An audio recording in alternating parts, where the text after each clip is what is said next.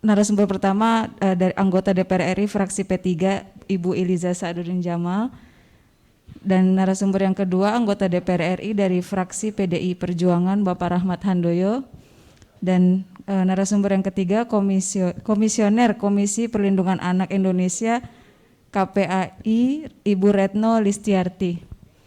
Ya, kita sama-sama ketahui bahwa rancangan undang-undang kesejahteraan ibu dan anak ini merupakan rancangan undang-undang inisiasi dari DPR RI, dan di dalamnya menuai polemik yang cukup kencang di tengah masyarakat terkait munculnya undang-undang itu, Bu.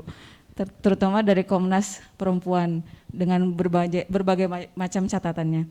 Kalau dari Ibu sendiri bagaimana tanggapannya mengenai undang-undang ini, Bu?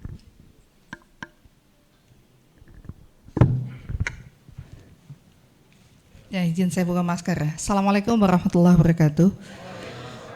Syukur pada Allah dan salatu pada Rasulullah. Yang saya muliakan Pak Rahmat, Mbak Retno, dan juga Mbak Raisa dan seluruh yang berhadir pada hari ini. Yang pertama kita bersyukur dulu dengan lahirnya walaupun masih tingkat 1 pembahasan RUU tentang kesejahteraan ibu dan anak ini, karena memang ketika kita ingin membangun peradaban, tentu kita harus mengakomodir seluruh kepentingan, terutama bagaimana kita benar-benar memperhatikan untuk lanjutnya generasi ke depan dengan golden age-nya, di mana kita tahu bahwasanya hak anak itu sejak ibu mempersiapkan kehamilan, hamil, dan kemudian pasca hamil bagaimana mendidik anaknya. Dan seharusnya semua kita menyambut hal ini dengan positif, walaupun memang kita tahu banyak regulasi yang kita tidak inginkan adanya tumpang tindih, tapi kemudian apa-apa hal-hal yang belum diatur untuk menyangkut tentang kesejahteraan ibu dan anak ini menjadi tanggung jawab kita semua. Tentu kita berharap negara harus hadir untuk itu. Nah, saya melihat tentang hal ini tentu sesuatu hal yang positif, kita sambut dengan hal yang positif untuk memberikan dukungan. Tentu tentang persoalan dinamika di dalam pembahasan, adanya kontroversi, ada hanya pemahaman yang mungkin berbeda-beda, tentu ini hal-hal yang nantinya terus akan kita bahas bersama. Karena memang ke depan kita perlu mendapatkan tentang tanggapan dari pemerintah, dan kemudian ketika ini sudah selesai dan kemudian nanti lanjutannya oleh pimpinan melalui Bamus akan diputuskan kemana pembahasan selanjutnya untuk tingkat 2. Apakah dibahas nanti dikembalikan kepada legislasi atau nanti di Komisi 9 atau mungkin dibentuk pansus, ini kan kewenangan dari pimpinan dari DPR ini. Dan ya memang kita tahu tentang pro kontra menyangkut tentang hak cuti ini, hak cuti untuk terutama perempuan gitu ya. Sebetulnya kalau kita perempuan memang membutuhkan hal itu, bagaimana si ibu bisa all out, bisa maksimal memberikan hak anak terutama ASI secara eksklusif 6 bulan itu kalau si ibu tidak diberikan cuti selama 6 bulan. Karena apa? Al-Ummu Madrasatul Ula. Jadi ibu itu adalah madrasah pertama bagi anaknya. Dan sementara dekapan seorang ibu, kasih sayang diberikan saat dia menyusui, ini sesuatu hal yang memang akan berdampak positif terhadap pembentukan karakter anak ke depan. Dan begitu juga kehadiran seorang ayah gitu. Jadi maka cuti yang diberikan bukan hanya kepada perempuan, tapi kepada seorang ayah dan suami, bukan hanya kepentingan untuk si istri, tapi juga kepentingan untuk si anak. Karena memang ketika mendidik anak itu, ini punya 2 hal keterikatan secara emosional dengan seorang anak ini. Jadi keberadaan ayah itu benar-benar memperkuat. Jadi si anak itu tidak hanya mendapatkan satu kasih sayang hanya seorang ibu, tapi juga dari ayahnya itu juga. Nah ini sebetulnya kalau kita berpikir tentang ekonomi, tentang kerugian perusahaan, lebih rugi lagi ketika generasi ke depan itu tidak bisa mampu menjadi generasi yang benar-benar kuat, kemudian dia punya karakter yang cukup tangguh. Ketangguhan itu fondasinya awal ini juga menentukan bagaimana karakter tumbuh kembang si anak ke depan. Nah, Kalaulah memang ada hal-hal yang perlu didiskusikan berdasarkan kajian-kajian yang dilakukan, ini memang nanti kita bahas di dalam pembahasan. Tapi saya sangat antusias gitu ketika kita memberikan hak ini kepada perempuan untuk memberikan kasih sayang penuh kepada anaknya, walaupun di dalam perjalanannya ada seorang ibu yang ASI-nya juga nggak bisa keluar sampai 6 bulan atau bahkan nggak punya ASI gitu ya. Jadi peruntukan ini kan berbeda-beda. Kalau memang dia mampu memberikan ASI bagi anaknya, seharusnya dia bisa punya hak penuh gitu. Kalaupun nanti kita dengar adalah mungkin membagi tahapan anak pertama, kalau anak pertama ya, jadi si perusahaan nggak mau rugi sampai anak ke-10 atau anak ke-6 atau anak ke-4 atau anak ke-2 dan sebagainya. Nah ini mungkin skemanya kan nanti bisa kita diskusikan. Pola cara asuhnya juga ini menjadi bagian yang penting gitu. Karena memang kita nggak mau negara nggak hadir untuk membela hak-hak perempuan itu sendiri, dan juga perusahaan yang ada. Kontribusi perempuan kan cukup besar untuk negara ini gitu, terutama untuk bagaimana melanjutkan generasi ke depan. Nah ini yang penting sekali harus kita pahami. Kalau kita bisa lihat negara-negara, ada 120 negara gitu ya memberikan hak-hak perempuan itu, walaupun bervariasi, ada yang 6 bulan, ada yang 12 bulan, ada yang 4 bulan gitu. Atau kayak Malaysia yang mungkin lebih sedikit dibanding yang lainnya gitu. Tapi mereka memberikan hak itu dan diatur di dalam perundang-undangan. Nah sementara Indonesia kan belum mengatur itu. Nah oleh sebab itu inilah yang kami sebut bahwasanya negara harus hadir untuk memberikan hak dan perlindungan untuk kesejahteraan ibu dan anak ini. Ya walaupun namanya keluarga ada satu kesatuan, yaitu ada ibu, ada ayah dan ada anak di dalamnya, dan juga hak dari spiritualitas anak. Ini kan menjadi concern juga bagi fraksi Partai Persatuan Pembangunan di dalam pembahasan RUU KIA ini. Mungkin itu, Mbak. Ya, kalau dari pandangan Pak Rahmat Handoyo sendiri nih Pak, kalau melihat dari esensi RUU KIA ini kan banyak pertanyaan bahwa akan mengesampingkan hak pekerja perempuan gitu, karena banyak perusahaan-perusahaan yang bakal nggak mau lagi mengendorse perempuan gitu untuk karena banyaknya cuti liburan itu walaupun disebut maksimal. Nah satu lagi soal apakah undang-undang ini kedepannya akan berlaku untuk pekerja informal Pak, seperti UMKM dan pedagang-pedagang asongan yang lain gitu, karena kan kalau kita bicara undang-undang nggak hanya lex spesialis, nggak hanya untuk perusahaan besar atau BUMN atau apa gitu, menyeluruh gitu. Kalau dari pandangan Bapak sendiri gimana menanggapi ini? Makasih Raisa, Ibu Elisa yang saya hormati, Ibu Retno, matur sembah nuwun, teman-teman media, terkhusus Mas Umam ya yang telah tadi mengomunikasikan saya kemarin. Intinya sebelum menjawab situ ya, saya ingin menyampaikan ini mesti berita menarik ini. Indonesia itu juara itu baik atau baik? Baik kan? Tapi cilakanya juara stunting nomor 5 dunia. Juara stunting, masalah anak-anak stunting kita itu masa depan bangsa kita ini, di tangan anak-anak kita. Setahun yang lalu teman-teman sekalian, 1 dari 3 anak kita stunting. Sekarang rilis pemerintah adalah 1 dari 4 anak stunting. Masalah kan itu? Anak-anak kita masa depan bangsa, tetapi puluhan juta stunting. Dan namanya stunting itu otomatis pendek, kekurangan gizi, pertumbuhannya kurang, dan dewasanya pasti akan mengalami rentan terhadap penyakit-penyakit. Itu satu fakta ya, ini fakta. Kemudian kondisi kekinian lagi, per 100.000 ibu-ibu yang melahirkan, ada 300 yang gugur melahirkan.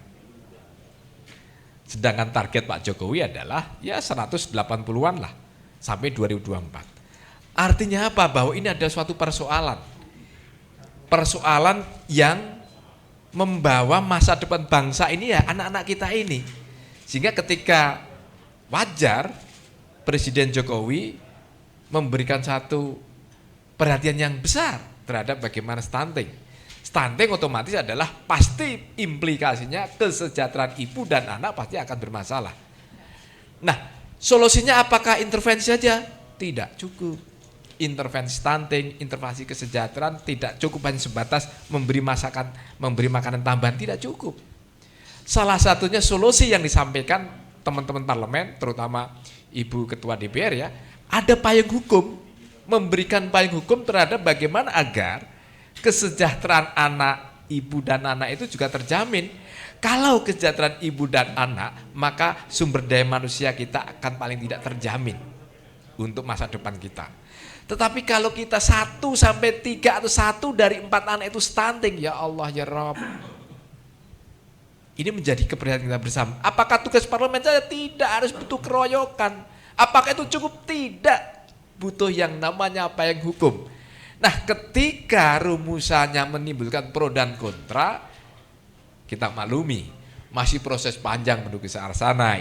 Yang penting niatan mulia dari parlemen memberikan inisiasi ini adalah bahwa parlemen menganggap bahwa masa depan bangsa ditentukan oleh SDM yang dimulai dari anak-anak. Ketika anak-anak kekurangan gizi, ketika anak-anak terjadi stunting, masalah di kemudian hari. Kalau sudah namanya stunting, proses, sekali lagi, proses untuk menghilangkan, mengobati stunting lebih sulit dibandingkan ketika antisipasi. Dengan cara apa? RUU ini kan antisipasi dengan memberikan cuti bersama 6 bulan. 6 bulan itu jangan dilihat 6 bulan tidak kerjanya. Ini kerja keroyokan, menyelamatkan masa depan bangsa. Dengan apa? Harapannya ibunya memberikan asuh 6 bulan itu, ASINya eksklusif.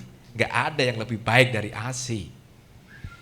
Nah, itu, jadi saya kira kita harus berpikir positif. Kalau yang kontra kita hormati. Dari teman-teman Apindo maupun teman pengusaha kita hormati, tapi ayo kita duduk bersama bahwa kita ini adalah jangan semata-mata tidak kerja, tetapi kita harus berpikir masa depan ada kendala. Faktanya saat ini stunting, harus kita hormati dong dan harus cari solusi dong gitu loh. Nah, itu poin penting dulu. Jadi kalau itu poin pentingnya, kemudian bahwa masalah bangsa kita ini ada masalah, ayo kita bedah bersama-sama. Ayo kita butuh kelegowoan dari teman-teman pengusaha, ayo butuh kedewasaan, bukan kedewasaan, saya koreksi, ayo butuh keikhlasan ketika bapak yang ada diberikan ruang untuk menemani bersama-sama meninak boboknya anak yang masih 1000 hari pertama. Butuh kehadiran bapak-bapak gitu ya. Jadi jangan serta-merta bahwa sesempit bahwa ini undang-undangnya akan mengurangi dari sisi produktivitas kerja. Ya kalau faktor itu ya, tapi kan tidak dalam satu pekerjaan itu kan tidak semua pekerja wanita terus kemudian melahirkan, tidak kan, hanya paling sekian persen. Itu harus kita pikirkan matang-matang dulu. Intinya niat mulia ini kita sambut positif, bagaimana agar bahwa masalah masa depan bangsa SDM itu adalah nomor 1. Sedangkan saat ini faktanya kita ada masalah. Saya juga mohon maaf ya, meskipun presiden dan seluruh jajaran berusaha keras agar target 14% itu tercapai, yakin tidak stunting yang sekarang ini masih di atas 20%, masih 1,5 tahun, butuh kerja keras. Saya tidak berpikir pesimis, tapi butuh kerja keras bahwa sampai 2024 akan ada targetnya 14%. Anak stunting kita bisa terselesaikan. Saya miris, saya setiap kesempatan berteriak-teriak agar 1 daripada 3 anak itu atau 1 dari 4 anak itu, jangan-jangan mohon maaf ya teman-teman yang punya anak kecil ini stunting. Bukan berarti bahwa yang punya ekonomi mampu itu terhindar dari stunting. Jangan salah itu. Cara memasak saja, cara memasak masakan yang salah saja juga hilang gizinya. Bayem kalau teman-teman kalau masak kematangan, vitamin tinggal W. Apa itu? Wareg. Gizinya hilang, babar blas. Nah, edukasi, sosialisasi bagaimana memasak yang benar, bagaimana meningkatkan kesejahteraan ibu dan anak melalui makanan kearifan lokal, itu perlu payung hukum gitu. Butuh pusat dan daerah, butuh kerjasama. Jangan dilihat dari kontranya, tapi satu titik, penyelamatan masa depan bangsa itu lewat SDM. Kalau SDM ini tidak ada solusi, kita akan panjang. Yang namanya sudah stunting, divonis menjadi stunting, proses menyelesaikan jauh lebih sulit. Hari pertama begitu cenger, ASI keluarkan, optimalkan. Tapi gimana kalau kerjanya aja 2 bulan harus langsung masuk lagi? Potensi untuk stunting besar. Mohon maaf ya, bisa jadi anak kita ada di stunting ya, karena kesalah pola makan dan yang lainnya. Nah, kemudian Raisa pertanyaan yang menarik juga, apakah ini mengacu kepada hanya pekerja formal? Namanya undang-undang itu tidak mengacu kepada yang formal atau tidak formal, keseluruhan. Undang-undang itu diterbitkan bukan untuk yang si A, si B, yang kerja formal, tidak, keseluruhan. Masih ada momentum, masih ada waktu yang cukup untuk kita berdiskusi, mengelaborasi inisiasi mulia dari parlemen bagaimana agar kesejahteraan ibu dan anak, terutama yang gugur. Gugur kita masih banyak ibu-ibu kita ya, masih 300 per 100 ribu. Sedih kita. Butuh satu kehadiran semua pihak, butuh payung hukum. Bagaimana agar ketika hamil itu juga ada intervensi pemerintah. Ini menarik ini. Ketika ibu-ibu yang sudah hamil butuh intervensi pemerintah, belum tentu apa gizi, vitamin. Jangan ketika istrinya panjenengan semua yang masih muda-muda ini beli vitamin bayar dewe. Raisa ya. Iya. Jadi ketika sudah nama cenger ada alokasi anggaran bahwa seseorang yang sudah dinyatakan ibu kita yang hamil ada asupan gizi dan suplemen dari negara. Dari mana? Undang-undang. Bisa jadi loh, ini masih meskipun aku belum lihat, tetapi bisa jadi itu sebagai masukan ya, terutama dari Ibu Retno ya. Artinya harus kita lindungi Bu Retno, kesejahteraan ibu dan anak menjadi kesatuan tidak bisa dipisahkan. Kalau ibu bisa nemenin anak dari 1000 pertama, kita jamin stunting kita tidak akan jadi juara dunia lagi. Juara dunia ASEAN nomor 2 di ASEAN. Nomor 2 bro. Stunting kita itu nomor 2 juara di ASEAN. Malu gak? Fakta, gak perlu malu, Pak Presiden sudah memprioritaskan. Nah persoalan bisa gak 14% itu? Saya tidak bilang pesimis, tapi butuh kerja keras. Begitu sebagai pemantik untuk diskusi. Salam sehat, assalamualaikum warahmatullahi wabarakatuh. Artinya berarti negara ketika undang-undang itu disahkan, negara akan juga ikut menunjang kesehatan ibu dan anak gitu. Otomatis, ya, ini perintah undang-undang nanti akan arahnya kemana, masih ada waktu untuk mengelaborasi, diperintahi masukan masyarakat, KPAI dan semuanya. Negara hadir, pemerintah daerah hadir, perusahaan hadir, swasta hadir, menyelamatkan dan melindungi SDM kita untuk masa depan. Kesejahteraan ibu dan anak sangat penting. Terima kasih Pak Rahmat Handoyo. Dan sekarang kita ke Ibu Retno Listiarti. Ibu, mohon izin bisa dijelaskan nggak tingkat kesehatan anak 5 tahun terakhir atau 2 tahun terakhir ini semenjak pandemi itu seperti apa sih Bu gambarannya Bu? Setelah pandemi ya? Iya. Ya, pertama kalau dari hasil pengawasan kami KPAI selama pandemi COVID-19 dalam 2 tahun terakhir, yang paling terlihat tadi sebenarnya adalah rendahnya pencapaian imunisasi dasar dan juga imunisasi anak sekolah. Karena sebenarnya imunisasi itu kan bertahap-tahap ya, dan anak-anak sekolah kan sekarang disebutnya imunisasi bulan nasional, itu di bulan April dan Oktober. Nah itu semua terhenti karena kan sekolah itu dari rumah gitu ya. Nah kemudian pemerintah kita itu sebenarnya sudah punya program untuk pencegahan anemia bagi para remaja putri. Jadi ada pemberian vitamin untuk penambah darah yang sebenarnya diminum di sekolah. Untuk beberapa sekolah tuh agar itu dikasih tapi nggak diminum, maka ada minum vitamin bareng. Jadi semua bawa air putih, kemudian gurunya ngebimbing semua masuk dan minum gitu, dan itu sempat terhenti. Nah untuk anak-anak bayi, karena ibunya ini khawatir ya kalau datang ke posyandunya nggak buka, sementara mau ke fasilitas kesehatan takut ketularan COVID, maka banyak sekali yang kemudian tertunda. Nah kalau tertundanya sampai berbulan-bulan, maka itu punya dampak ya. Jadi anak yang seharusnya kita bisa cegah penyakit-penyakit dengan cara imunisasi itu menjadi muncul lagi dan jadi KLB. Contohnya adalah campak. Campak itu udah sempat hilang, tetapi karena tidak diberikan vaksin campak itu muncul di beberapa daerah. Lalu yang kedua misalnya kita difteri itu kan juga bisa dicegah dengan imunisasi. Itu sekarang kemudian terjadi memang angka penurunan, tetapi setelah kita vaksin 2 kali dan mulai banyak juga yang booster, kemudian kita masuk kepada angka di mana kalau sekarang naik lagi tapi waktu itu sempat landai banget, maka di situ digenjot.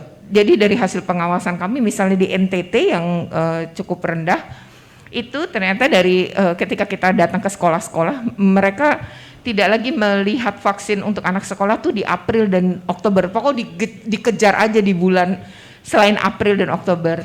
Kemudian kami juga ke puskesmas, di sana ada beberapa puskesmas ramah anak ya di beberapa daerah, dan ternyata sih betul bahwa mereka menggenjot tadi.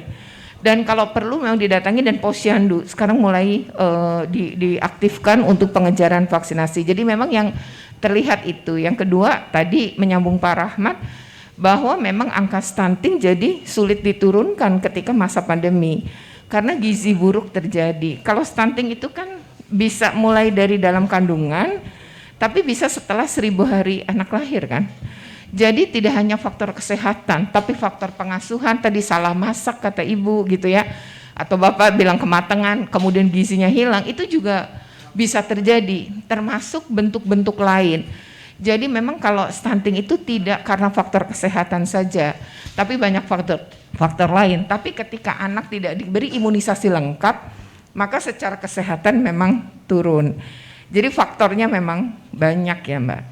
Nah ini kan berkorelasi dengan RUU KIA ini ya Bu, maksudnya ibu hamil setelah melahirkan mendapatkan cuti 6 bulan maksimal gitu untuk seluruh pekerja baik informal maupun informal.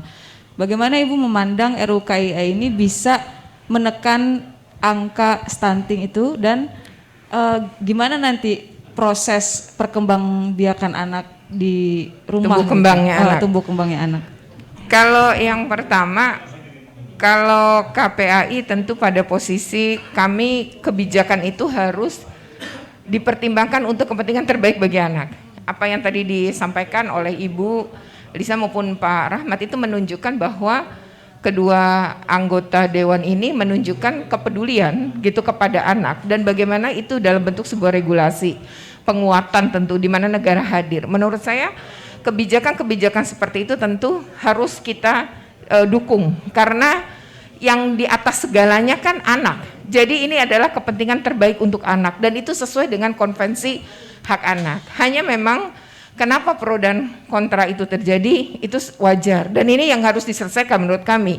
Karena kalaupun dipaksakan misalnya ini menjadi sebuah regulasi atau undang-undang, tapi ternyata kemudian tidak bisa diimplementasikan gitu ya, karena lemahnya pengawasan atau banyak perusahaan yang kemudian juga nggak mau. Nah ini kan yang justru bahaya. Tapi kan tadi sudah dinyatakan juga misalnya oleh Pak Rahmat bahwa ya kalau nggak sepakat mari kita duduk bersama. Saya rasa itu bisa, karena gini ya, ketika kita bicara cuti, kenapa saya sepakat gitu ya, kenapa kami sepakat?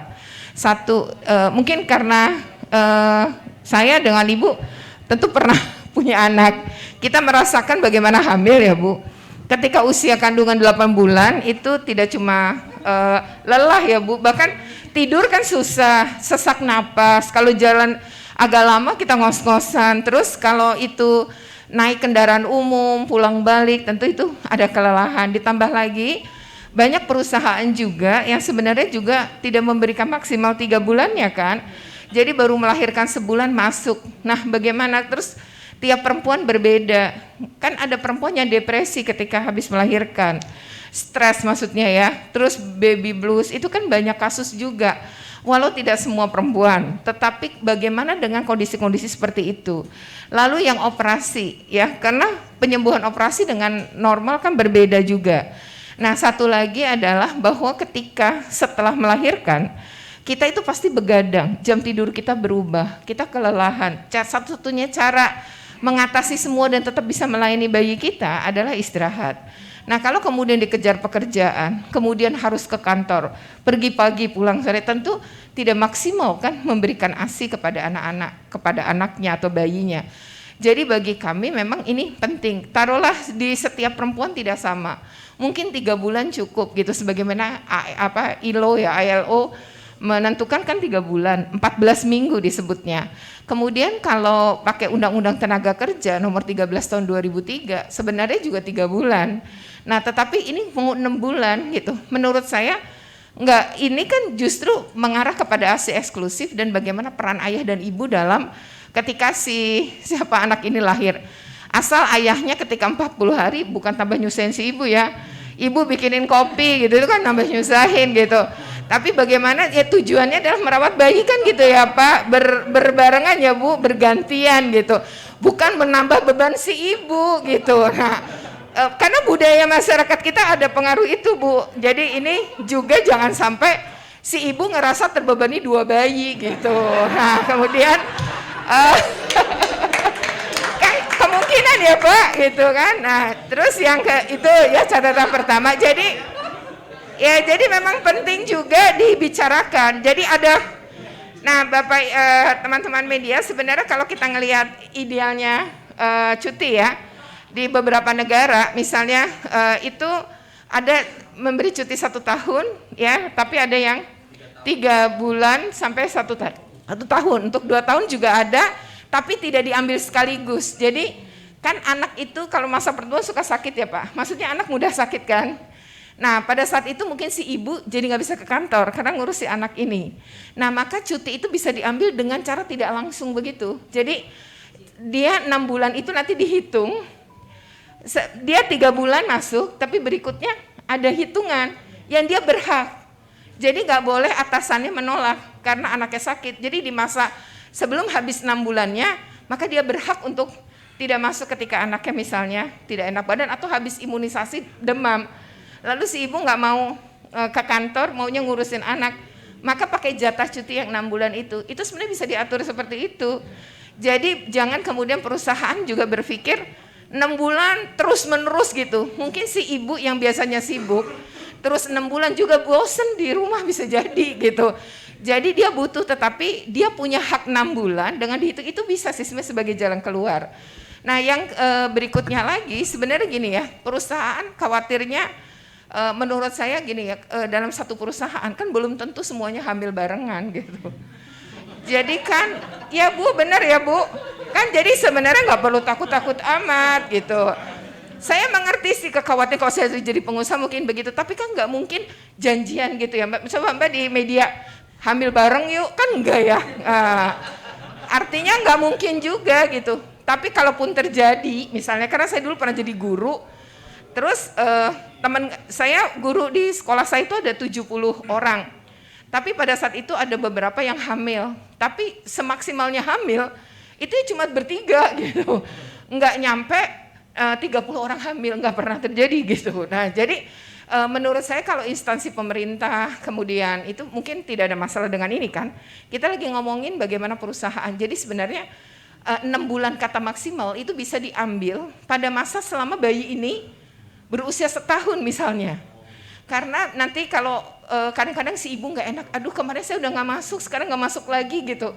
Padahal nih anak butuh si ibu gitu. Jadi menurut saya itu bisa menjadi sebuah jalan keluar dan saya mengapresiasi inisiatif DPR atas ini.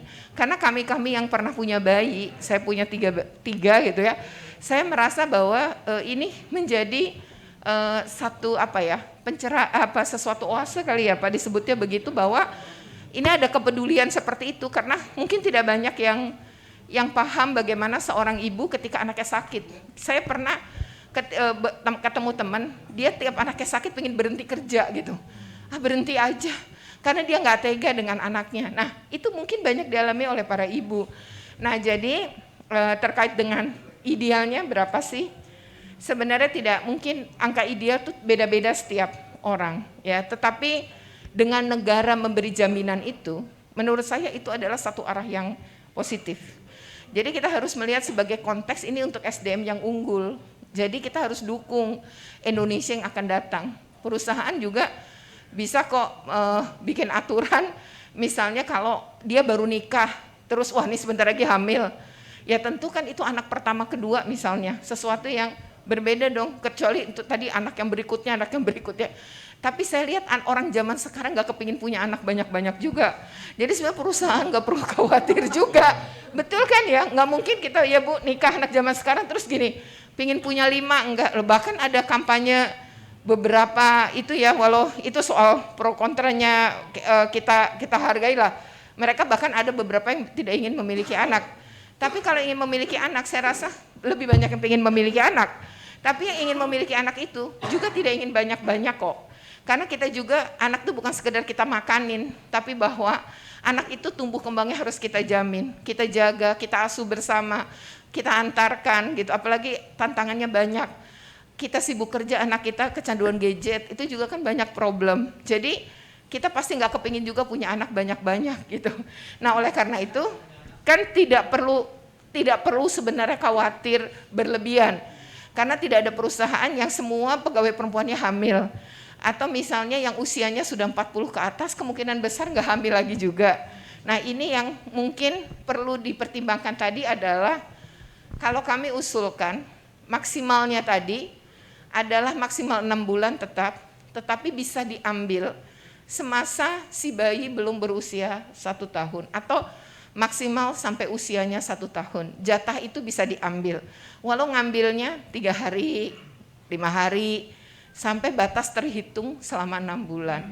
Nah mungkin itu pernyataan kami ya. Kalau kami dukung sepenuhnya undang-undang ini. Kalau memang ada kekurangan, ya mari kita kasih masukan DPR gitu. Ya. Terima kasih Bu Retno atas penjelasannya yang cukup komprehensif. Jadi intinya cuti 40 hari bapak-bapak jangan main game ya. Dan jangan jadi bayi kedua untuk anaknya. Ya, kita membuka sesi pertanyaan. Bagi teman-teman yang ingin bertanya dipersilahkan. Ya, Bapak. 1, 2, Pak itu, Pak 3.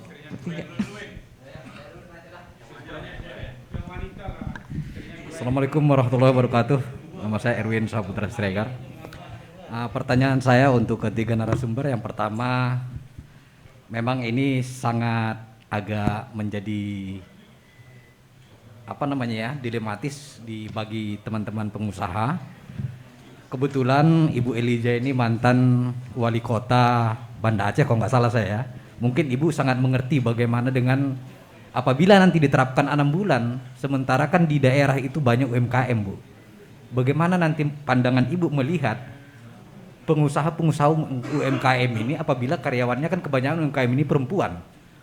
Nah, terus yang kedua, apakah nanti di undang-undang ini ada subsidi pemerintah kepada perusahaan-perusahaan yang menengah ke bawah yang pekerjaannya kebanyakan wanita nanti apabila ada terjadi karyawannya itu yang hamil dan cuti melahirkan sampai 6 bulan. Terus yang kedua untuk Pak Rahmat kebetulan yang membahas pembidangin komisi ini RUU KIA ini, apakah sudah disinkronkan dengan rumah sakit? Karena kita lihat angka kematian bayi dan ibu sampai saat ini kita masih tinggi loh Pak. Karena rumah sakit kita lihat masih banyak rumah sakit yang bersalin belum siap terhadap fasilitas-fasilitasnya. Dan itu juga sebenarnya harus disinkronkan dengan rumah sakit. Apakah itu sudah masuk di dalam draftnya itu nanti? Terus untuk Ibu dari KPAI, untuk pengaturan ini bagaimana Bu? Saya juga sangat tergelitik kepada Ibu yang tadi mengatakan kalau buat kopi apa segala macam. Saya takut kalau 6 bulan bukan hanya buat kopi Bu. Nah, saya takutnya nanti bahkan terjadi pendarahan Bu. Karena laki-laki itu kan hormonnya tinggi. Kalau 6 bulan terus menerus di situ ngelihat istri bahaya lagi. Sekian wabillahi taufiq hidayah. Assalamualaikum warahmatullahi wabarakatuh. Assalamualaikum warahmatullahi wabarakatuh. Langsung dijawab atau gimana? Oh langsung, ya langsung Pak, silakan. Saya John Octaveri dari Bisnisnya. Karena ini diskusi, jadi ada semacam masukan. Saya menarik sekali apa dikatakan oleh 3 narasumber. Pak, kalau membahas rancangan undang-undang ini, Pak, ini sangat komprehensif harusnya, Pak. Arti tidak bisa parsial kita bicara rumah tangga tadi. Saya kok melihat seperti Cina atau Jepang itu, mereka tinggi badannya itu jauh lebih cepat dari kita. Ketika awal-awal kemerdekaan kita tuh mikirnya hampir sama dengan Cina dan Jepang. Nah, Indonesia sekarang terpendek di dunia rata-ratanya. Tertinggi itu Belanda, Islandia, lalu Indonesia itu hanya di angka 161 laki-laki dewasanya. Jadi angkir kakak beradik dengan stunting tadi yang Bapak katakan. Susah. Nah, masukan saya adalah begini Pak, kalau kita bicara hanya ini nanti, bicara masalah apa namanya tadi itu ASI dan sebagainya, maksud saya itu terlalu parsial banget gitu. Saya berharap juga kita melakukan revolusi besar masalah industrialisasi kita Pak. Kita melihat Cina itu mengarahkan industrinya kepada home industry dan sentra industri ditaruh di perumahan-perumahan. Apalagi sekarang zaman digital, jadi kalau mau bekerja, ibu-ibu pun bisa bekerja apa saja, tidak perlu terikat secara formal, tetapi mereka tetap produktif gitu loh. Nah, Indonesia ini yang bikin rusak kan karena industrialisasi membuat wanita bekerja, bahkan komponen transport per gaji itu bisa 30%. Rata-rata di Cina itu hanya 5%, karena industri merapat ke rumah, sehingga mereka tidak perlu kelelahan fisik untuk pergi ke tempat kerja. Nah, ini kan positif sekali, akhirnya pertumbuhan tinggi badan di Cina dan di Korea dan di Jepang itu akselerasi lebih tinggi dari kita. Nah, kita enggak sejak tahun 45 sekarang. Kita di angka 161 lelaki dewasanya. Jadi terlalu ini maksud saya kalau bicara tadi masalah gizi atau masalah stunting. Nah, maksud saya bagaimana Pak Andono mengawal ini supaya jangan hanya ke sini tapi kita langsung membuat semacam revolusi juga dalam dunia kerja kita. Industrialisasi kita ini kita stop dulu untuk membuat sebuah perusahaan yang terlalu jauh untuk pekerja. Bagaimana produksi produk tertentu. Ya seperti industri motor di Cina itu yang kerja kan ibu-ibu, anak-anak yang cuman mengecat-ngecat itu malah ibu-ibu. Itu artinya wanita tidak terlalu banyak ke tempat kerja, tetapi dia kerja yang datang ke tempat mereka. Ini justru lebih konkret. Nah, yang kedua, bagaimana kita meningkatkan rasio dokter per penduduk? Mungkin itu juga menjadi masukan, Bu. Kita paksakan perguruan tinggi kita dengan cara apapun, harus dokter itu misalnya berbanding seperti di Cina, di Jepang itu kan sekarang udah tinggi sekali rasionya. Di kita kan terlalu jauh. Nah, sehingga dokter pun tidak menumpuk di kota lagi. Yang kedua, mungkin kalau perlu lebih revolusioner lagi, ya kita lebih banyak sekarang pindah merata ke desa-desa, jangan tertumpuk di Jakarta ini menjadi masalah disparitas antara desa dan kota. Nah, ini pasti berpengaruh pada stunting tadi, karena anak-anak kurang gizi, karena juga pada faktor ketidakmerataan layanan kesehatan. Nah, barangkali itu aja dari saya Pak, masukannya. Terima kasih. Ya, selanjutnya Bapak. Terima kasih, nama saya Eko dari Suara Investor. Tadi disinggung soal kehadiran negara dalam rangka untuk memberikan asupan gizi kepada ibu dan anak. Nah, saya tanyakan berapa kekuatan postur APBN kita untuk memberikan asupan gizi ini. Masalahnya saat sekarang ini belum yang tepat Pak. Dunia sedang di dalam gejolak dengan perang, subsidi ini meningkat dan APBN kita sempoyongan ini. Kalau ditambah lagi untuk itu, apakah subsidi harus dicabut untuk energi itu? Itu yang pertama. Yang kedua tadi sudah disinggung oleh Mbak Raisa soal UMKM. Nah, pasca pandemi ini kan UMKM kita baru bangkit Pak, baru mau memulihkan ekonomi ini. Nah, lalu ditambah lagi dengan adanya undang-undang ini dengan ibu cuti hamil 6 bulan, maka produktivitasnya tidak akan meningkat gitu. Padahal UMKM itu sedang membutuhkan daya produktivitas yang tinggi untuk kehadiran ibu-ibu ini. Nah, bagaimana solusinya? Apakah perlu mengajak bicara dengan HIPMI gitu? Saya kira itu aja, makasih. Assalamualaikum warahmatullahi wabarakatuh. Ya, terima kasih atas 3 penanya. Mohon izin tanggapannya Bu Eliza, Pak Rahmat, dan Bu Retno mengenai tadi yang menarik soal adanya kerjasama industri yang seperti di Cina itu, yang gimana bisa membangkitkan bahwa perempuan itu nggak hanya mencari kerja tapi dicari kerja sama orang-orang. Ya, dipekerjakan. Iya, hari ini sebetulnya menarik juga, ada masukan yang nantinya juga bisa menjadi untuk di dalam pembahasan ke depan gitu ya. Baik nanti mungkin Pak Rahmat yang akan membahas di Komisi 9 atau nanti ke Badan Legislasi. Tapi memang di dalam pembahasan RUU ini ada dimasukkan bahwasannya fasilitasi untuk ibu yang hamil, perempuan yang hamil ya, itu memang menjadi juga tanggung jawab pemerintah. Tentang kesanggupan dan sebagainya, selama ini kan juga pemerintah juga sudah memberikan keringanan, banyak hal yang dilakukan oleh pemerintah, terutama juga melalui posyandu dan sebagainya ya. Itu semua sebetulnya sudah dilakukan selama ini oleh pemerintah kita, melalui pemerintah daerah yang juga memfasilitasi untuk bagaimana agar tumbuh kembang anak sejak dalam kandungan dan kemudian persoalan nanti setelah dia lahir ini yang memang harus diatur ke depan, terutama terhadap perempuan-perempuan yang bekerja. Nah, memang kalau kita lihat di daerah, katakanlah saya pernah menjabat sebagai wali kota.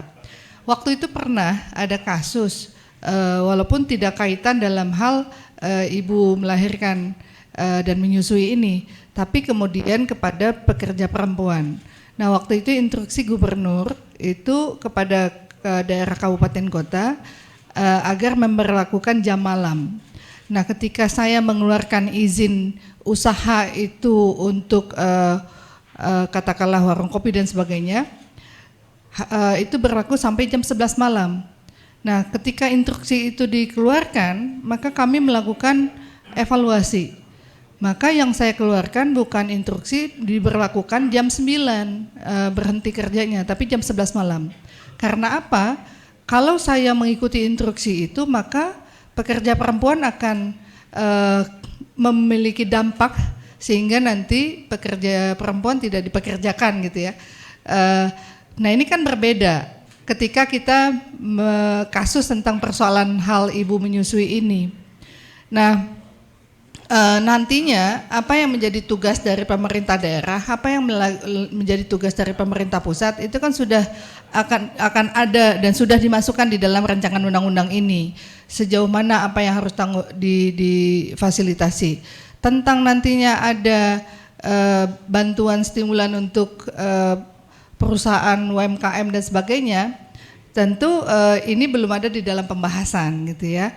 Apakah pemerintah mampu, tingkat kemampuan bagaimana? Nah, ini juga nantinya akan dibahas lebih detail karena memang yang baru kita sahkan itu, yang baru kita setujui sepakati melalui badan legislasi ini, bahwasanya ada hak-hak fasilitasi bagi mereka, termasuk juga fasilitasi terhadap cuti. Nah, cuti berbayar. Kalau Amerika kan nggak berbayar, diberikan cuti tapi tidak berbayar. Tapi kita malah maju menjadi 18 bulan gitu ya. Jadi artinya memang kita lihat dulu, tadi kayak Pak Rahmat bilang, sebetulnya manfaat mana lebih besar sih? Manfaat bagi negara. Ketika ini dikeluarkan aturannya, manfaat yang akan didapat secara berkelanjutan, secara sustain untuk pembangunan peradaban, untuk kemajuan kemaslahatan negara dibanding ketika kita berhitung-hitung dengan kemampuan tambahan masukan gitu ya, keuntungan dari sebuah perusahaan. Nah, ini kan tidak berbanding lurus, kita nggak bisa linear gitu. Ketika kita mengambil aturan, yang kita harus utamakan itu masyarakat dulu. Kalau tadi katakan misalnya tentang pemerintah memfasilitasi berapa sih apa yang diberikan, nggak perlu asupan dari makanan yang luar biasa. ASI itu membuat kekuatan dari tumbuh kembang anak itu menjadi sesuatu hal yang sangat mahal sebetulnya. Allah itu udah kasih udah kasih kemampuan ibu untuk menyusui itu dengan cukup baik, dari ASI eksklusif gitu. Kan ilmu terus berkembang ya. Tadinya ketika ibu melahirkan langsung dipisahkan dari bayinya. Tapi kemudian ketika ada kajian ilmu, ternyata si anak ketika lahir gitu ya, ibunya tidak dipisahkan dengan anaknya. Jadi si anak itu mencari puting susu ibunya dan bisa mendapatkan langsung. Ini kan sebetulnya untuk ketahanan tubuh si anak ini, itu anak-anak yang mendapat ASI pertama dari ibunya itu akan tidak rentan terhadap penyakit. Tapi anak-anak yang nggak mendapatkan ASI yang pertama itu, justru dia imunitas tubuhnya itu nggak kuat gitu.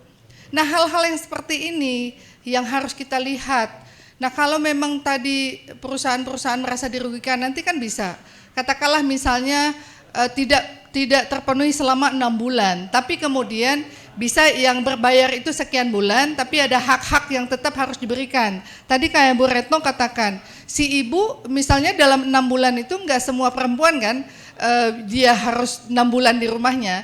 Bisa jadi dia mensiasati dengan ketika 3 bulan pertama dia terus ada di samping anaknya, Kemudian selanjutnya dia bisa memeras ASI-nya untuk disimpan dan sebagainya. Tapi ketika anaknya butuh ibunya itu, dia tetap ada ketika dia ada sakit atau apapun yang terjadi selama tumbuh kembang anak selama 6 bulan itu. Yang saya pahami bahwasanya saya termasuk ibu yang menyusui anak sampai 6 bulan dan anak itu nggak diberikan apapun sebelum 6 bulan gitu. Dan saya melihat kekuatan fisik anak saya itu jarang dia mengalami sakit dan sebagainya. Nah, ini juga saya merasa semua perempuan butuh itu gitu. Dan nggak rewel, nggak menyusahkan. Hasil anak saya itu lebih teratur dibanding mungkin anak-anak yang nggak mendapatkan kasih sayang ibunya. Maka saya katakan bukan persoalan ASI saja. Bukan soalan susu saja, tapi persoalan dekapan tadi, persoalan kehadiran elusan ibu tadi, pendekatan, pelekatan anak dan ibu. Maka saya pernah datang ke sebuah toko ingin membeli kado buat yang melahirkan. Saya lihat juga ada bantal, katanya Bu ini bagus, untuk apa bantal ini? Saya bilang untuk mudah si ibu menyusui, nggak perlu capek-capek megang lah. Saya bilang udah buang aja itunya karena nggak penting ini. Yang penting si ibu itu madrasatul ula itulah. Madrasah pertama, sekolah pertama, di situ pandangan ibunya, elusan ibunya, dekapan ibunya, kasih sayang ibunya. Ini pendidikan, ini kehangatan, ini cinta, gitu. Jadi kalau kita pisahkan itu kan rasanya berat gitu ya di saat-saat anak itu sangat membutuhkan ibunya. Jadi saya juga harus bisa menyampaikan rezeki itu kan dari Allah. Kalau perusahaan mengikhlaskan itu dengan ya beragam agama gitu, ini untuk ibadah, tentu saya pikir kan ada CSR aja bisa menggelontorkan uang cukup banyak gitu. Tapi kalau tadi UMKM, kadang dia bisa melakukan itu di rumahnya, dia tetap bisa bekerja. Atau jarak tempuhnya juga harus dihitung, dilihat. ILO kan juga melakukan hal yang sama. Nah, karena memang ini pembahasannya masih cukup panjang, saya pikir masih cukup banyak hal yang mungkin perlu mendapatkan kajian-kajian, masukan-masukan yang nantinya Indonesia mungkin akan lebih baik dibanding negara-negara lain di dalam hal memberikan perlindungan, memberikan stimulan, memberikan itu untuk perempuan dan anak. Ya pastinya laki-laki juga harus mendukung itu. Dan jangan juga tadi laki-laki justru menjadi tambahan beban bagi perempuan gitu kan yang sering kita dapatkan seperti itu gitu ya.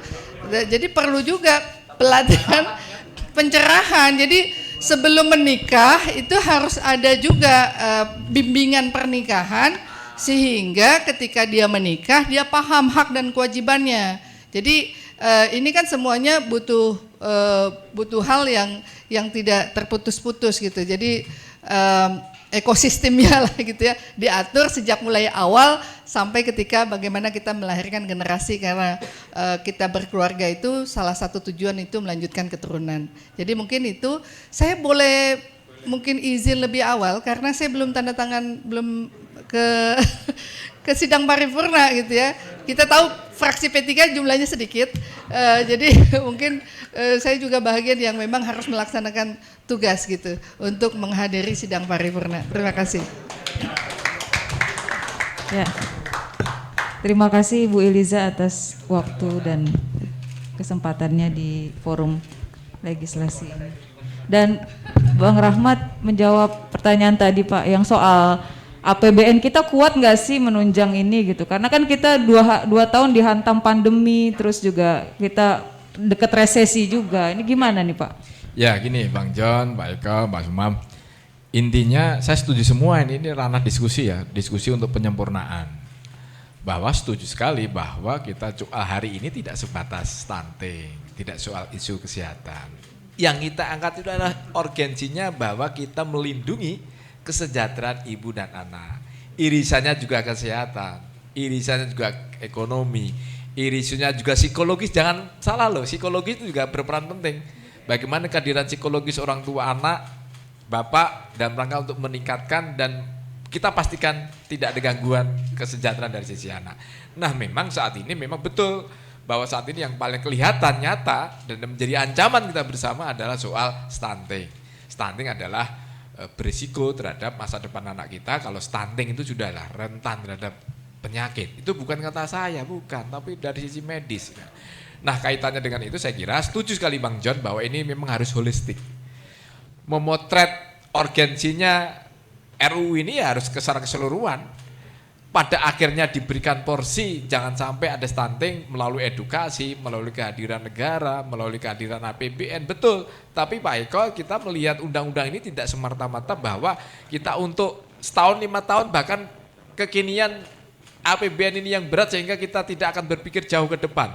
Undang-undang ini kalau nanti disetujui, kan berpikir secara 20 tahun, 30 tahun dalam rangka untuk membentuk watak kita, kesejahteraan anak, ibu, itu terjamin dulu lah gitu. Melalui apa? Payung hukum. Karena selama ini kita ternyata ketika ada tanda petik pembiaran sehingga terjadi stunting yang saya nggak tahu kenapa kok sampai 1 sampai 3 anak kok terjadi stunting. Namanya kurang gizi. Tadi Bang John menyampaikan anak Jepang dengan kita dulunya sama. Ya gizi. Gizi apakah mahal? Nggak harus. Kearifan lokal. Nah ini saya kira payung hukum undang-undang akan menggunakan kearifan lokal, menggunakan kesehatan, termasuk saya disentil dari Bang John ya, pemerataan dokter. Fakta ya, rezim aturan undang-undang kedokteran memaksa, tidak memaksa, dokter tersentral di Pulau Jawa, khususnya dokter spesialis dan kota-kota besar. Bahkan ini keluhan dari pemerintah. Sudah menginvestasikan membeli alat puluhan miliar, muspro, bahasa Inggrisnya, bahasa Jepangnya itu sia-sia. Kenapa di sana nggak ada dokter spesialis? Nggak ada gunanya, buang uang gitu loh. Nah agar tidak terjadi seperti itu ya kita holistik, tapi dari sisi hilirnya ya kita perbaiki, sempurnakan. Di hadapan mata kita ada masalah dari sisi kesejahteraan anak dan ibu, adik banyak yang meninggal per 100.000, 300 orang, banyak sekali. Masih ada 1 dari 3 anak itu yang stunting, sekarang udah turun dari 1 sampai 4 stunting. Ini harus diselesaikan. Tapi setuju Bang John, itu kita harus sempurnakan secara holistik. Nah kaitannya dengan Mas Eko ya, Pak Eko ya harus libatkan semua pihak. Tetapi jangan, ya ini berpikir masa depan SDM kita. Kalau kita berpikir nanti produktivitas kita akan berkurang, dari sudut pandang mana? Kan tadi Bu Retno menyampaikan, kan tidak semua pekerja wanita itu harus melahirkan. Dari ada 10 paling cuma 1 gitu ya. Kecuali kalau rombongan gitu ya. Rombongan ayo jajan bersama, itu menjadi soal. Intinya bahwa niatan parlemen memberikan inisiasi dan apa yang disampaikan oleh Bu Ketua DPR juga sangat bagus sekali ya. Bahwa kita berpikir mencetak SDM ke depan harus kita lindungi dulu SDM, kesejahteraan ibu dan anak. Nah kaitan dengan APBN, ya 2 tahun selesai nanti. Yang penting ada payung hukumnya. Banyak juga sih PP yang sekian tahun, puluh tahun belum ada dibuat itu. Tapi paling tidak harus kita berikan payung hukum dulu. Itu saja saya kira ya. Makasih. Salam sehat, merdeka. Ya. Terima kasih Pak Rahmat Handoyo. Ya, silakan Ibu Retno menanggapi. Ya, terima kasih. Kalau saya sebelumnya gini, ya sebenarnya sudah dijawab juga sih ya. Tetapi bahwa perlu diperhatikan juga bahwa ada undang-undang yang mirip ya terkait ini. Nah mungkin di sini yang tadi dibilang tumpang tindih kan sebenarnya kalau di catatan kami pertama ada Undang-Undang Nomor 4 Tahun 79 tentang kesejahteraan anak. Kemudian ada PP Nomor 44 Tahun 2017 tentang pengasuhan anak. Kemudian ada Undang-Undang 35 Tahun 2014 tentang perlindungan anak. Nah menurut kami ini yang bagaimana caranya saling menguatkan. Jadi tidak untuk menghindari tumpang tindih tadi ya Bu. Bagaimana caranya harus disisir, tidak mengulangi yang sudah diatur pada peraturan yang lain. Sehingga di sini yang kekosongan hukum atau sesuatu yang belum diatur itu yang dikuatkan. Saya contohkan misalnya saya pernah waktu menjadi pemimpin organisasi guru FSGI, saya itu sering menerima laporan loh, guru-guru swasta dari yayasan pendidikan swasta itu tidak mendapatkan gaji. Jadi dia boleh cuti, tapi gajinya diberikan kepada guru pengganti. Nah itu ketika kita urus dikasih, tapi habis itu gurunya dipecat. Jadi ini ada problem memang. Artinya ketika ini dikuatkan 6 bulan dan tetap dibayar, saya rasa guru-guru yang selama ini akhirnya memilih diam, ketika dia hamil pada anak pertama terus dia melahirkan akhirnya tidak dapat haknya, Jadi dia boleh cuti tapi nggak digaji. Saya rasa itu kan biasanya melakukan pelanggaran. Ketika dipersoalkan kemudian diberi, kok malah gurunya dipecat. Nah, saya berharap bahwa ini juga menguatkan kelak siapapun gitu ya kan, ini guru juga bagian dari sektor formal ini gitu ya. Nah, itu yang kemudian penting juga ya menjadi perhatian. Nah, berikutnya kalau kami melihat tadi kan bagaimana yang soal cutinya Bapak ya. Ini ya, kan harus jadi Bapak siaga juga nih sebelum melahirkan. Jadi harusnya ada cuti setidaknya seminggu sebelum melahirkan, agar ya nih si istri nggak perlu panik ketika mau melahirkan ternyata bapaknya nggak ada di sampingnya gitu. Jadi artinya seminggu. Nah, mungkin kalau 40 hari kebanyakan, setidaknya setelah melahirkan mungkin bisa 10 sampai 14 hari. Jadi artinya nggak perlu sampai 40 hari. Jangan-jangan malah ganggu si ibu tadi gitu ya. Lalu budaya Indonesia. Nah, budaya di Indonesia ini pengasuhan itu kan melibatkan keluarga ya, kakek, nenek, tante, bibi gitu. Sehingga orang kemudian berpikir untuk nggak apa-apa punya anak lebih dari 2 lantaran tadi ada yang ngasuh. Nah, memang tadi saya tertarik dengan tadi ya bahwa bilang didekatkan. Sedekat-dekatnya kalau orang-orang Eropa, orang-orang Amerika itu kan nggak ada pelibatan pengasuhan keluarga ya Pak. Jadi bagi mereka anak tidak perlu banyak-banyak karena siapa yang akan ngurus kan begitu. Kalau di kita tuh ada keterlibatan keluarga besar, ada kakek, nenek, bude,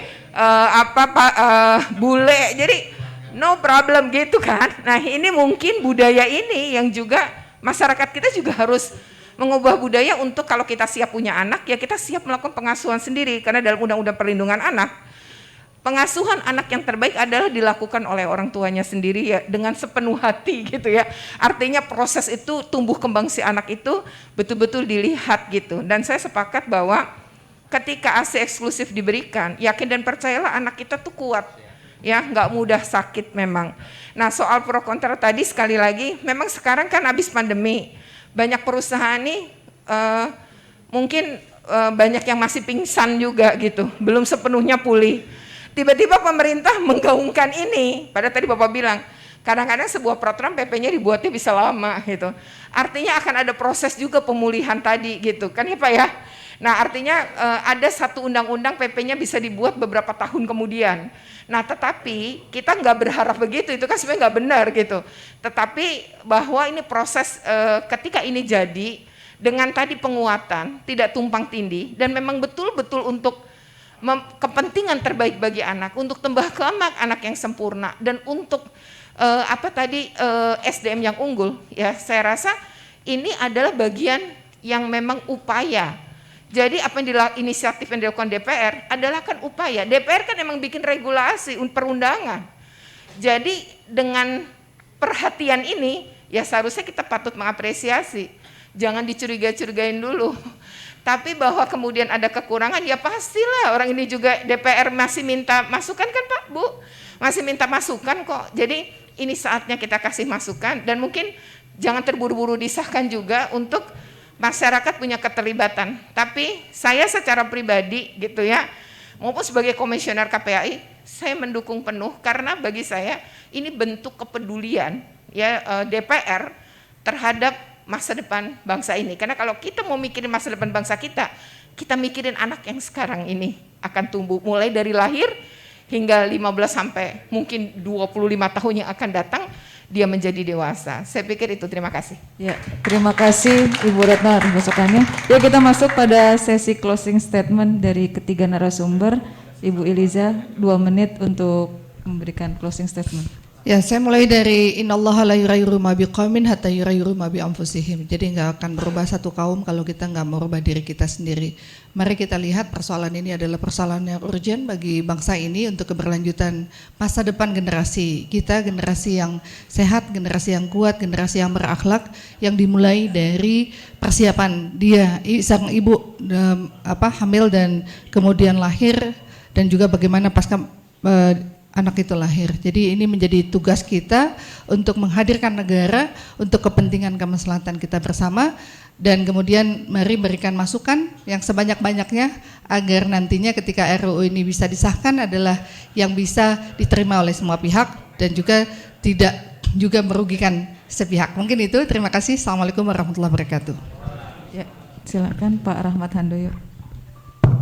Saya singkat saja, masa depan bangsa yang kita cintai ya dimulai dari anak. Ketika anak ada potensi masalah, ya tentu butuh kehadiran ibu. Untuk itu saya kira pro kontra wajar, tetapi niat mulia dari RU ini sangat kita hormati, bagaimana untuk memastikan kesejahteraan ibu dan anak terjamin dalam rangka untuk mewujudkan mimpi bangsa Indonesia untuk melanjutkan bangsa kita itu. Masih ada waktu untuk kita berdiskusi. Pemerintah juga belum menentukan siapa yang mitra yang akan diambil, termasuk parlemen juga. Nanti apakah pansus ataukah lewat komisi. Kita sama-sama masih ada waktu untuk saling menyempurnakan secara holistik kesejahteraan ibu dan anak demi masa depan bangsa. Terima kasih. Ya, Ibu Retno, Ya, dipersilakan. terima kasih. Saya mengutip Konvensi Anak memiliki 4 prinsip. 3 diantaranya adalah prinsip non-diskriminasi, kan ini berlaku untuk semua ya tadi. Kemudian prinsip yang terbaik bagi anak, dan prinsip atas hak hidup serta kelangsungan dan perkembangan anak dalam menjamin terlaksananya pemenuhan hak anak. Nah, karena DPR adalah sebagai pemangku kewajiban pemenuhan hak asasi manusia, memperkuat komitmennya dalam rangka memenuhi hak-hak anak Indonesia melalui tindakan aktif demi terpenuhinya kepentingan terbaik bagi tumbuh kembang seorang anak. Oleh karena itu, rancangan undang-undang KIA yang digagas untuk sumber daya manusia Indonesia yang unggul di masa yang akan datang perlu kita dukung bersama. Dan ini karena syarat dengan kepentingan terbaik bagi anak. Dan jika RUU ini sudah melibatkan semua pihak, baik itu ibu, ayah, dan anak, memang dengan bunyinya kesejahteraan ibu dan anak, mungkin akhirnya kita seperti membagi ranah domestik gitu ya dengan tidak domestik. Maka kami usul RUU KIA ini agar mungkin lebih menyeluruh menciptakan keluarga menjadi RUU Kesejahteraan Keluarga Indonesia. Mungkin itu. Ya, beri tepuk tangan yang meriah untuk 3 narasumber kita. Terima kasih banyak Ibu Iliza Sadudin atas waktunya, Pak Rahmat Handoyo dan Ibu Retno Listiarti. Sampai jumpa lagi di forum legislasi berikutnya. Wallahu muwaffiq ila aqwamit thoriq. Wassalamualaikum warahmatullahi wabarakatuh.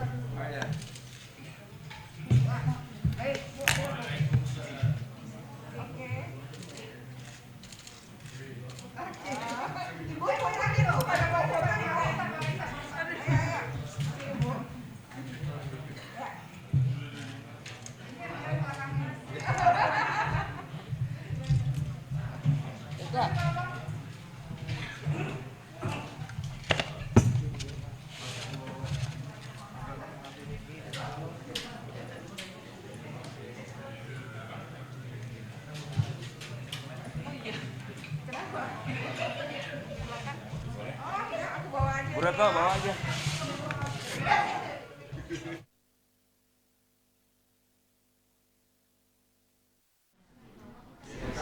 Cek.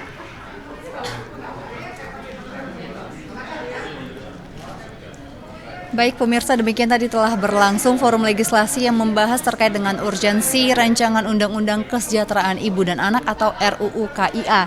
Dan saat ini saya sudah bersama dengan salah satu narasumber kita, Bapak Rahmat Handoyo. Bapak, terima kasih atas waktunya. Pak, saya ingin bertanya nih, tadi diskusi kita berlangsung sangat menarik ya Pak. Dan memang tidak bisa kita pungkiri masih banyak terdapat kontra di masyarakat terkait dengan rancangan Undang-Undang KIA ini Pak.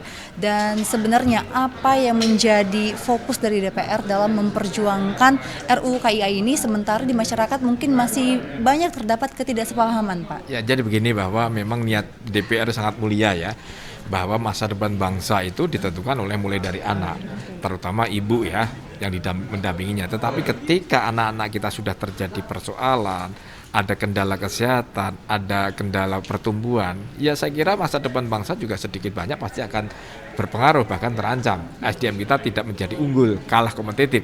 Nah, sedangkan saat ini stunting kita masih nomor 5 dunia, suatu angka yang banyak. Nomor 2 di ASEAN. Bahkan kalau dikapitalisasi dari sisi persentase, 1 dari 4 anak itu mengalami stunting. Nah, suatu persoalan yang besar yang menjadi perhatian Presiden, harus kita tanggulangi, harus kita carikan solusi. Apakah cukup sebatas intervensi dari pemerintah untuk mengurangi stunting dalam rangka berefek pada kesejahteraan keluarga? Tidak cukup, harus butuh payung hukum. Bentuk payung hukumnya melalui undang-undang. Nah, untuk itu saya kira niat yang baik terhadap rencana RUU kesejahteraan ibu dan anak, apalagi Ibu Ketua DPR menyampaikan bahwa ini sangat penting, sangat urgent dalam rangka untuk masa depan bangsa, saya kira harus kita hormati ya. Jangan hanya semerta-merta dilihat dari sisi kontranya. Kita hormati yang tidak setuju, pro yang kita setujui.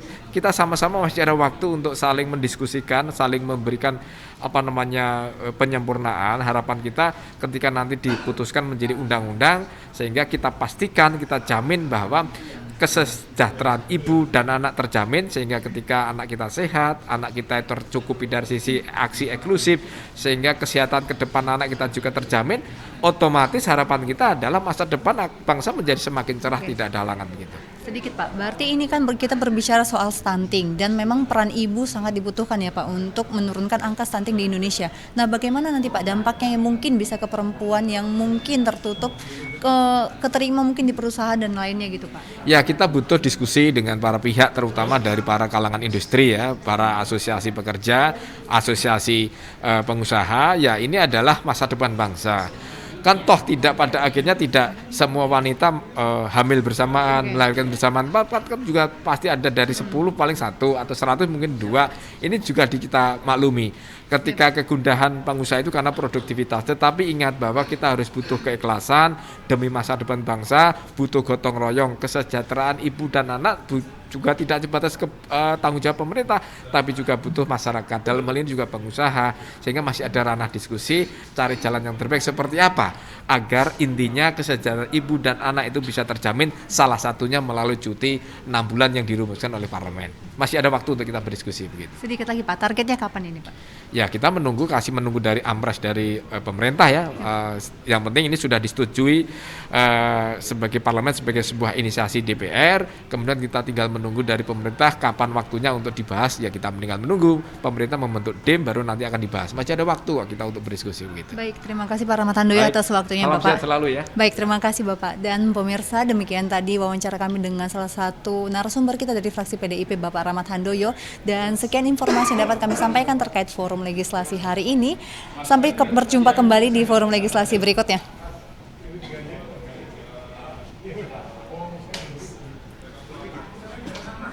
Thank you.